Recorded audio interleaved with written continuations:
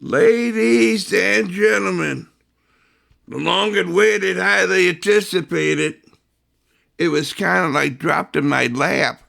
We've been trying for so long, and then the universe demanded that we do it right now, today. And what we have is that guy we like to call our number seven. he has to share it. Uh, we have Bob Bozada. We have Bob Bozada on the phone, ladies and gentlemen. Bob, welcome to Whale Certified. Thank you, Kevin. I'm impressed with your show. Well, you know talent, and I kind of like my jaws dropped. It was unexpected. I thought I was the BSer, but you do good. You do good, baby. And that just got you Whale Certified. That There just you got you go. Whale Certified, baby. I did study communications at SIU, so All right. Wow. Well, that brings me to the first commercial. Uh, we're starting a new thing here at Whale Certified to see how it flies. And it's something that is very close to you. Sidebergs, ladies and gentlemen. oh my God. Oh, yeah, the four locations, family owned and Bob Pizzata certified. Wouldn't you say, Bob? Yes, sir. Absolutely. They just opened their newest restaurant called the Mexican. Cut it out. 2 weeks old, and we had dinner there at dinner at 12 last week, and it was fantastic. Oh, man. It Outdoor works. venue, AstroTurf, a little amphitheater out. Really nice. Sidebergs where, man? The old Crestwood Plaza, where Deerberg's parking lot, right there. Absolutely.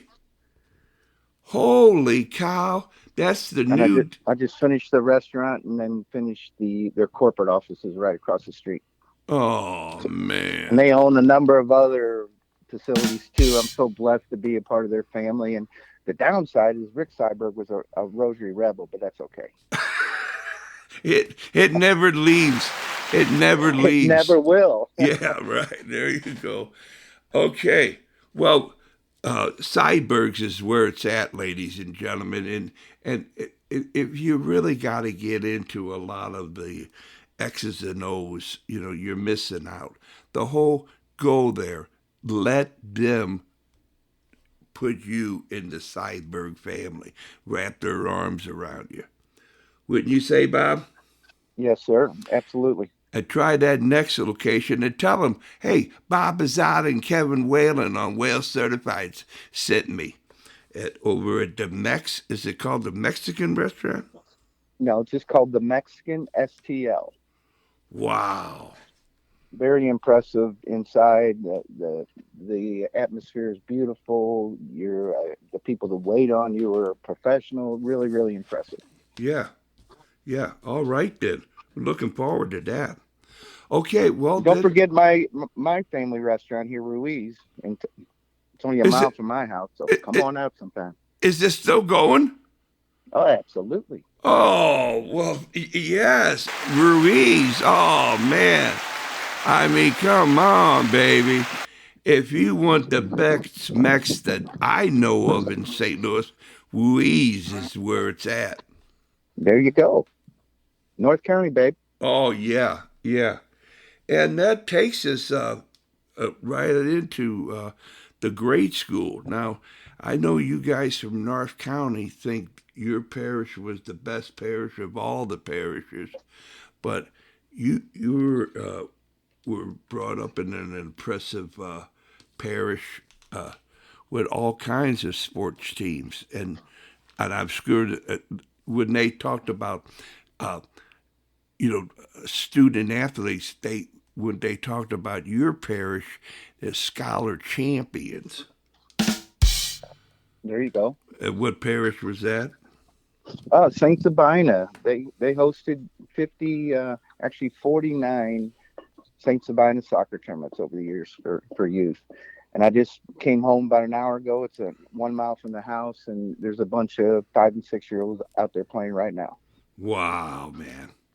Really impressive to see. And Yes. they're all dressed in their school colors. I think it was St. Ferdinand against Sacred Heart, Wow. I went by Coke Park and Yeah. uh, and Fernahan Park where we used to always play ball, and nobody. I should have strolled over to St. Sabina, and it would have been all over the joint, huh?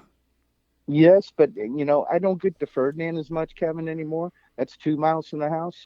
I'm literally 5 houses from Sunset Park, but Coke Park generally is loaded with full games, six-a-side, small-sided games with hockey nets. So Wow. you came on a odd day, Yes, I did. And I but you got to tell you, admit the pitch looked pretty good for the summer we had. okay, you you you you poked me when you said Sunset Park. It's no longer the field. It's you like a walking path now. But Sunset Park, man, that's where you ate your lunch and got soccer fied uh, with the professor. I forgot the Dan. What the hell? Who was the professor? The coach. Well, it was Rick Benman really started with Dan Gaffney, Bobby Yes, O'Leary, yes, Tommy Howell, Tim yes. Rooney. I Name mean, dropper. paradise. I met those guys like when I was in eighth grade. Because Nice. Kevin, I actually left St. Sabina. Who does this? I left St. Sabina to go to play for my rivals, St. Dismas, in eighth grade, to play for Bruce Ridroff and Bernie Geerling, that group.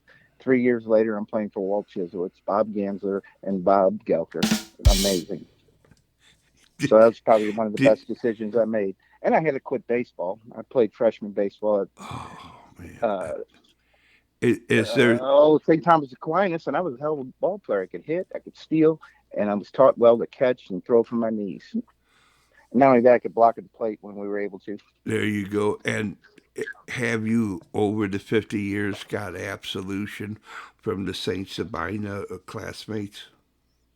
No, no, we just got together recently, but a Oh, lot of them forgot about that move. oh, Little great, kids. baby! Way to go! Way to go! But, I made a decision and it paid off for me. Yeah, you did. Yeah, you did. Okay, so that takes you to where uh, did you have to make a decision to go to Rosary or Aquinas, or will you have to No, be a actually, Falcon? Kevin, I'm in the trades like you've been, and I really wanted to go to Hayeswood Central and take a shop class. My parents pushed, Catholicism as most of them did, and I appreciated that. But we didn't have much money, and I felt so guilty that they were having to pay and sacrifice for us, my sister and I, to go to Catholic school. But that's what it ended up being, and we ended up being state champions as a junior. What? And did you go to 4 years at Aquinas? Oh yeah, I didn't quit there. I did leave 2 weeks early though. All right. Everybody else, but that was Well, to try out for the national team. well, I what? got permission to leave You early, you and only I made the won, team. Bob. I got the But fingers out, and you have only won one out of four. What happened to the other three? Kevin, I want to blame that on head balls, and I'm glad I forgot it because I don't recall. Okay, that's good. We all That's just got together. We all just got together with both our coaches, uh, everybody but three that passed away. We golfed. Just this summer, we celebrated our 50th anniversary of the state championship. yeah. Both coaches were. We had a blast, Oh but yeah. nobody brought up those years, Kevin. So I'm glad I forgot about it. Yeah, yeah. Okay then. Yeah, But congratulations. Harry Vanderbeck would know more about it because he was a freshman when we won state, and he scored a goal in the final as well. And There you go. you know, Yeah, yeah. there was no grass on the field. It was like 2 inches of dust. We call it the Dust Bowl. We actually have a reel-to-reel of the game, and it looked like a bunch of cattle kicking a soccer ball out there because the dust Wow. 10 feet above our head. Today, it's beautiful astroturf. Is So, that right? Wow. That's beautiful, man. and that was Vince Drake's first of many state championships. I'll be. you say, you never forget your first one, so you guys are dear to his heart. And there you go. You're up against it where you're going with the family. You got family connection.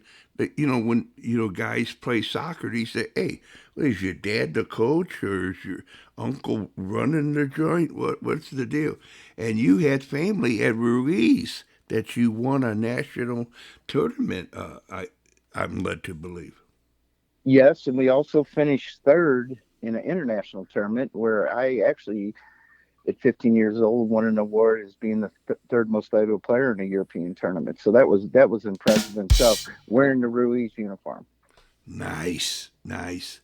And they got Because when I joined the team, Kev, just to clear the air, when I first walked up the hill to Sunset Park, it was Collinsville Volkswagen, and then came the Midwest Wanderers, and Dad introduced his best friend, Mr. Reese, to that concept. He was German, his wife was Mexican, and he loved the idea as far as sponsoring us. And the reason it's truly my family restaurant now, it was my parents' best friends, and they also knew the grandparents. So I grew up there from day one. That was my first job, 75 cents an hour. I was rolling. I was clearing $5 an hour. I thought it was hot shit. yeah, Excuse me. yeah. But Oh, anyway, getting back to Mr. Reese, my cousin Doug, who's a Vianney football player, uh, ended up marrying Marisa Reese. nice. So Mr. Reese's daughter, and now I can legally say it's a family restaurant. Beautiful, baby. So that's my dad's oldest sister's son, Doug Marshall. Well, what would you recommend when you go in and instead of looking at the menu, what would you recommend? Well, something I just had the last time I was there. Everything is delicious. It's very decorative, pretty much the same plates from the 70s. But my recommendation, it's called the mixed platter, which has got everything on it. I can't eat as much as I could back in the day. It's about $22, a little pricey, but I get 3 meals out of it. So I call it the greasy stuff, the stuff on a corn tortilla first. Then I save my tamale, enchiladas, some beans and rice, a burrito for morning breakfast with bacon and eggs. I love it. Wow. Okay, But I and generally don't finish that either. So This that's call good will beer. be recorded. okay, you there? Yes, sir. All right, so here it is. Without getting lost in the weeds, how can you describe? How are you a cousin to Tai Kehoe and the Kehoe family? Um, Ty could probably better explain that than I can. One, he's bilingual. He can speak Spanish. He still speaks Spanish with his mother today. And by the way, she's in her mid 90s, doing well. But um, Beautiful. there's four Bozada brothers that came to America. Two went back and two stayed. And Ty is one of the four. His mother is one of the four Bozadas that came originally to the United States. So she's Nice. Hispanic, and Harry obviously was Irish. Beautiful. There you did it. All right then. So that takes us. You're the state champion, and then you hang out for a year, and then it comes to the time where you're being stretched from the national team to St. Louis University to SIU Edwardsville. Can you put us in on that? Yes, sir. I want to make one statement about the grade school Sabina thing because there's a gentleman that just made the Soccer Hall of Fame that grew up on my street. Tim Walsh played at Indiana University. Perry Vanderbeck, 1 mile from here, a National League player. We all know Perry's credentials and just incredible. Matt Malloy, another national team player, lived right there at St. Sabina's soccer field. And then obviously Steve Moyer is one of the greatest goal scorers that Wow. we can say we're all from the same parish. And Well, we were all pardon, baseball players. All pardon why baseball I players. stand up and applaud. Wow. Way to go, man. Very Maybe that's the impressive. right place at the right time, but it worked Yeah. out. Yeah, it did. Yeah. All And the right then. last statement about the Sabina is the archdiocese didn't want anything to do with sports, didn't want anything to do with the property there, the three fields that are there. my father, Mr. Vanderbeck, uh, Perry's uncle, and I think 9 other men uh, purchased that property back in the day, and it's still called the St. Vincent's Association. So, needless to say, it wouldn't have happened if it wasn't for these men. And my dad helped build the concession stand that's still there today, making money, Wow. Once again, Bob. helping kids. And we got enough money to patrol police cars there. I mean, everything costs, Well, you know. once again, Bob, let me stand up and applaud on that, man. Man, oh man. But getting back to Aquinas, we had some great years there, great coaching. I got a picture down on my wall downstairs where my junior year, 1976, I was voted the best 11 in the United States. So there's 10 field players. I represented Missouri, St. Thomas Aquinas, and becoming a high school All-American. Right on, man. So that was fun. And then when it came time to go into SIU, I committed to St. Louis U. Dad had a third grade education. I had a shoebox full of offers all over the country, different levels from junior college on up. I had 3 pro offers. One was some talk in Scotland where I did well. The other was with Al Miller in Dallas, where they had signed Neil Coleman and then Tony Bellinger, and Petch was already there, but he came out of college. I would have been the third high school player. And then obviously the next year, the draft came about, and Perry was the number 1 draft pick. Yeah, yeah. So, So with that being said, I met Harry Keogh and Charlie Clark. The whole time speaking to Bobby O'Leary and Pat McBride were the biggest negotiators for me, so to speak. Uh, Ended up getting Steve Frank later for representative. But make a long story short, I committed to St. Louis U. Steve Sullivan and myself were 1 and 2 to go there. I was one, blessed. I was healthy. Went to their banquet and then came home. A few weeks later, I told Dad, I said, Dad, I made a mistake. He's like, what? I said, I want to go play with all my Rosary rivals, which is SIU. And I called Bob Gelker. I said, Coach, I made a mistake. You pressured me. We just finished high school in November, and you're wanting me to make a decision. Getting emotional now. By Thanksgiving, I peace, couldn't do it. peace That's to where you, all my Bob. hair went. Yeah, That's where all yeah, my hair went. So I made a decision. yeah. So Geltz is like, Bobby, we'd love to have you. I got good news and bad news. He said that the good news is if you come here, we're going to win a national championship. Within 3 years, we went to the Final Four, 8 freshmen with Mikowski leading us. Um, but the bad news is you lost your scholarship. I'm like, holy shit. Now I got to mow lawns to go to school. So anyway, he got me everything. He was athletic director, got me everything but room and board until January. So it worked out good. And the bottom line is there, as I told you, I left high school early that summer. I made the national team, went to Europe 3 times that summer. Now I call Gelks, preseason trainings August 1. I'm calling him my coach. He goes, can I stay a couple more weeks? And he's like, what's up? And he says, well, the national team's filling a book for the Soccer Federation. I want to be a part of it. And the filming that I was in was with Larry and Ty. How impressive is that? So then I end up getting hurt. Did my knee. Davey McWilliams plowed right through me. Now I call Coach, say, Coach, I'm coming home, but I'm on crutches. So all that hype about going pro and deciding on the school and being the number 1 recruit, I show up on crutches.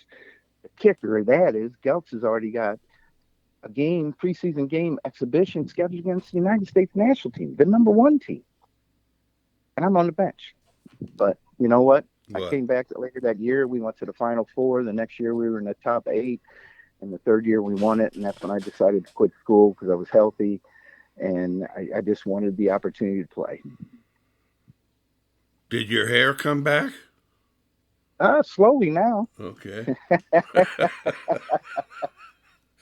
Wow. Wow. Okay. So that takes you to the national championship. You win it. You kiss on the plaque, the wood, and the trophy, and all your rosary buddies. And I guess are you an honorary rebel? I wouldn't go that far. It started with Mikowski. We had a lot of late nights talking. He really helped me through Okay. my injury, where my status was, how I wanted to go to pro as a freshman. I mean, not even go to college. I just thought Bobby O'Leary really pushed me. And, Pat was right behind him. I even trained with the Stars a few times, and trying to keep up with Gary Renzing or have Gary Renzing up your ass. I said I'm not quite there yet, but I learned a lot. Yeah, And then I had right. the same opportunity to go out with the California Surf, and that's where Moyer's mushroomed. He didn't get a Division I offer, or he ended up Division II, and then next thing you know, he's playing against Argentina. So he did really well for himself. Oh, sure did. So there you have it. You you have the agent.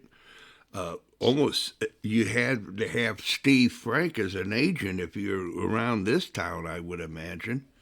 Yes, And so you have a good agent, and there you are with the Minnesota Kicks.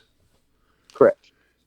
They drew great crowds back then, Kevin. We played in the Minnesota Twins baseball stadium, which is now the Mega Mall. They were averaging 46,000 people a game. I mean, that's more than double we get here at the city, but times are different. Yeah. Then my next game, or my first home game, away games in New York, Pele's kicking out the first ball. There's 77,000 screaming people pounding the concrete with their feet, singing "We are the champions of the world." Pele comes out in a illegal today, full length mink coat just to kick out the first ball, and the crowd went nuts. I sat the bench that day, but it was one of the best days of my life. Wow.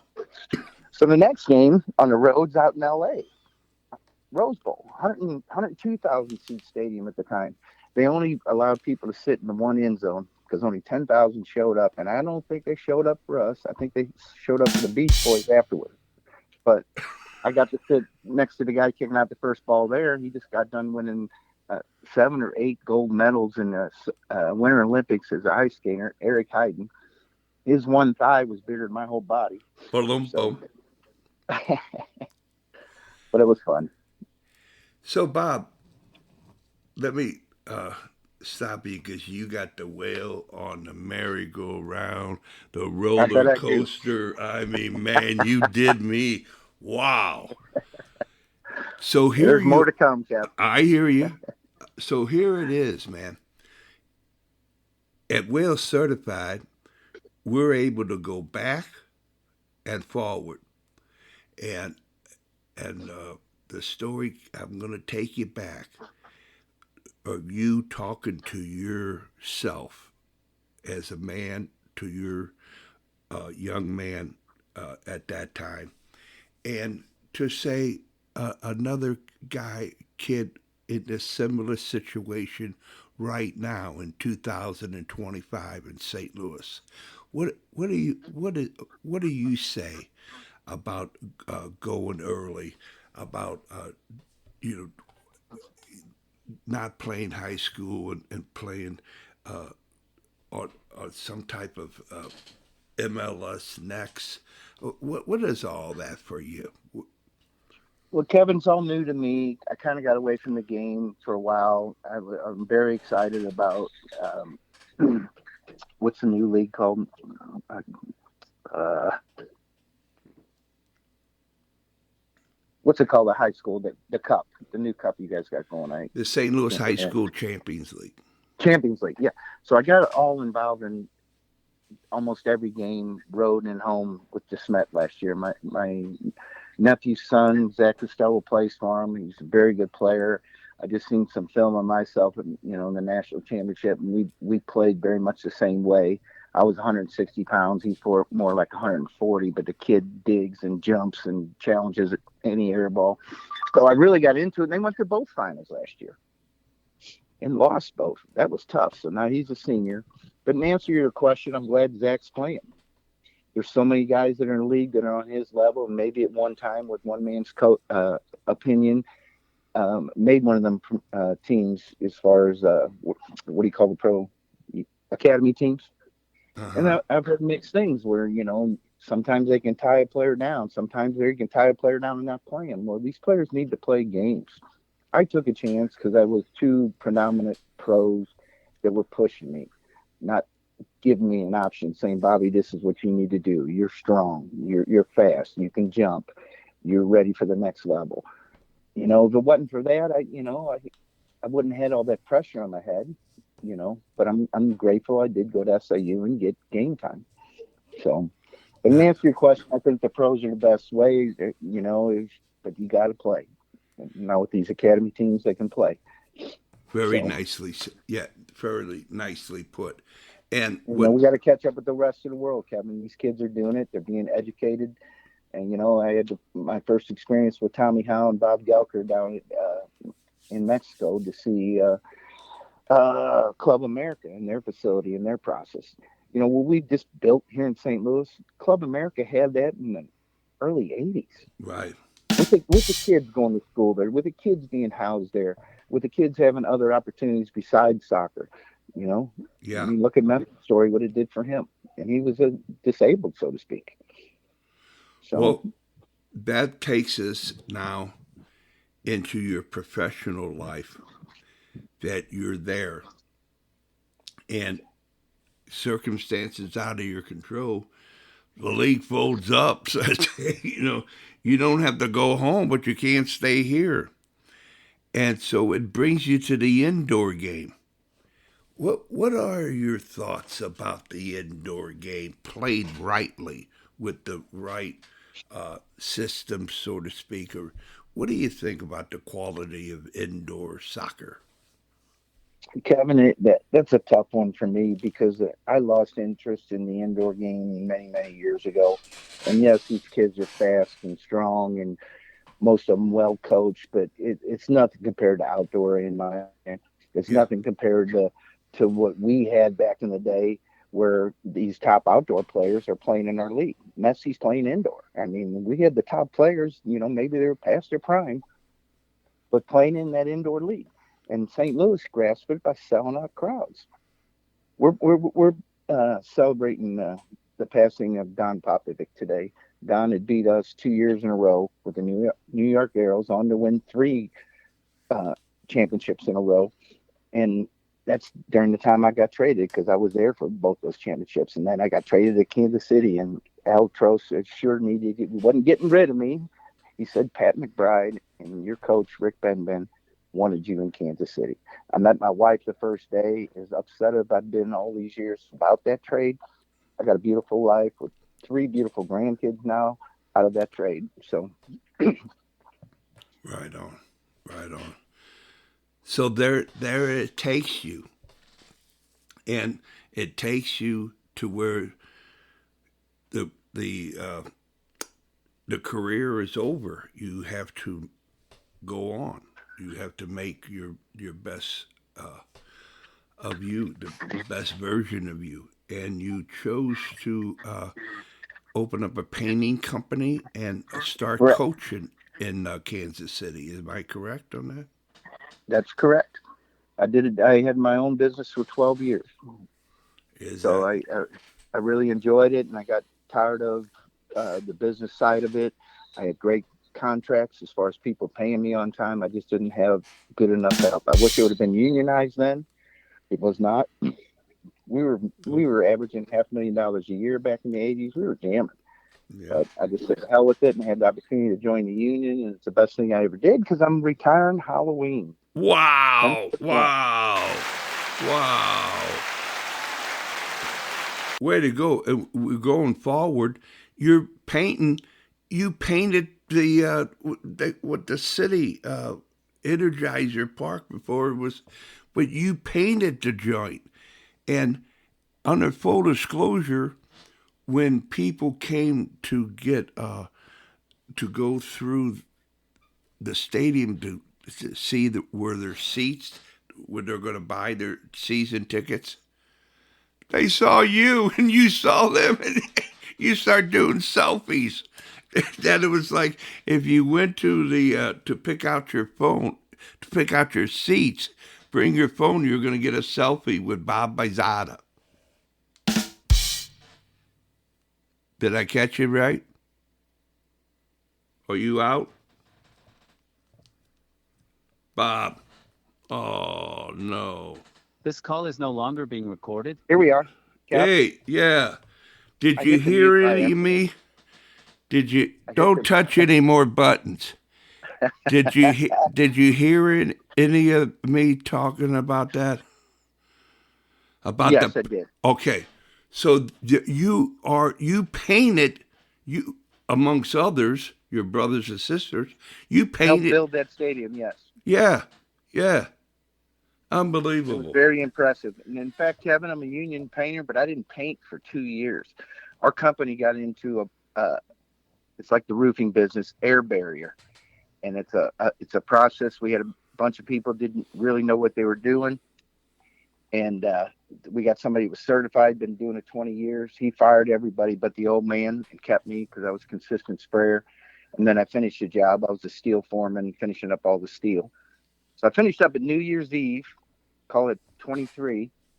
6 days later, everybody's talking about the insurrection, and an article comes out.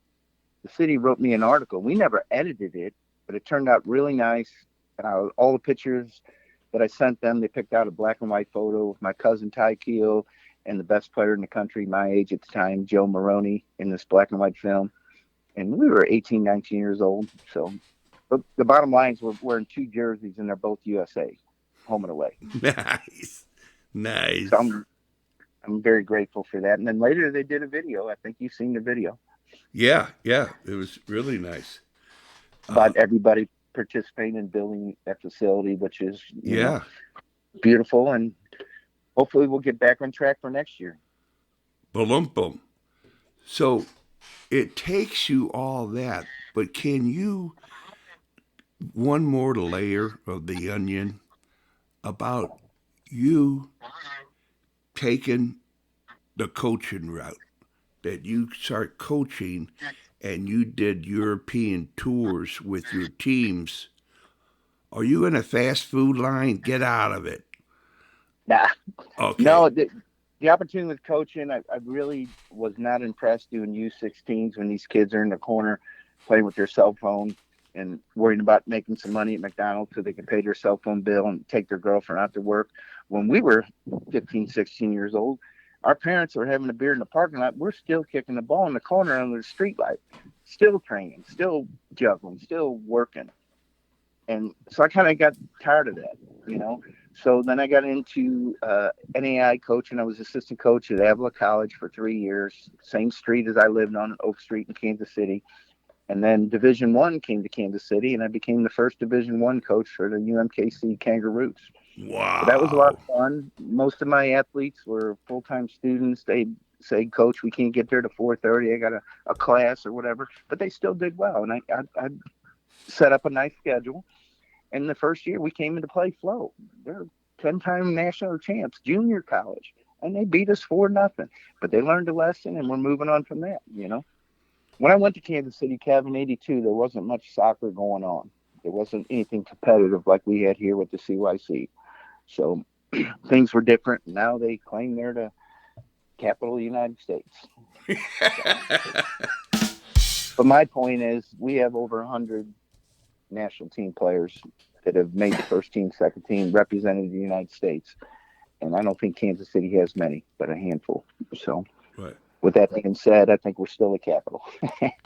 Oh yeah. And do you have in your pockets any information about the McGuire Cup, where you and your friends were continuous national champions? I haven't heard nothing from the McGuire Cup anymore. Do you have Yeah, any? Matt Malloy was just researching that. I know I got a bunch of pictures downstairs, but once again, that's Rick Benman, O'Leary, Tim Rooney group, Dan Gaffney that led us to those places. And then later with Mr. Bernetti in the Open Cup, and then also with the Open Cup being said, it's not the McGuire Cup, but the Open Cup being said, I don't know if you've seen the trophy, all the winners and losers are etched like the Stanley Cup on there. And, I was a part of that over 30, but I did win a national championship in 2004 United States Open Cup with the Kansas City Wizards. And my national team coach, Bob Gamser, was the head coach.